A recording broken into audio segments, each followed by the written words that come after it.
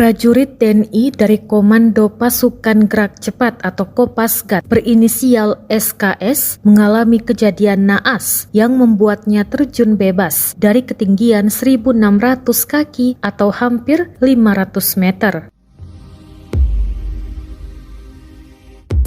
Insiden itu terjadi saat dia dan sejumlah pasukan lain menjalani latihan penerjunan taktis di Langit Bandung, Jawa Barat, Selasa 8 November 2022 siang. Hal itu disampaikan Kepala Penerangan Kopasgat, Kolonel Gunawan pada Rabu 9 November 2022, seperti dikutip dari kompas.com.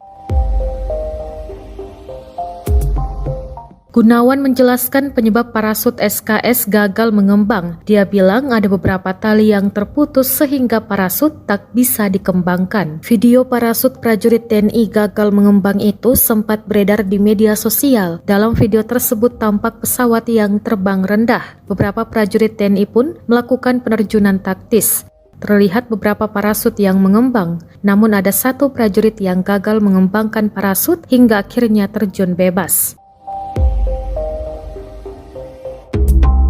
Disebutkan bahwa prajurit TNI itu langsung mendapatkan penanganan medis, namun ia mengalami patah tulang. Gunawan membenarkan hal itu. Ia menyebut bahwa akibat insiden tersebut, SKS mengalami patah tulang di bagian pinggang.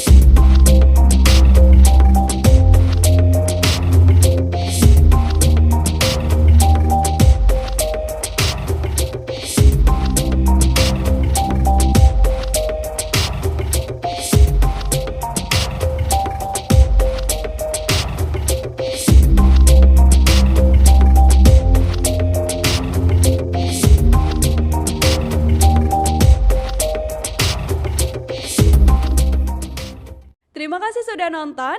Jangan lupa like, subscribe, dan share ya.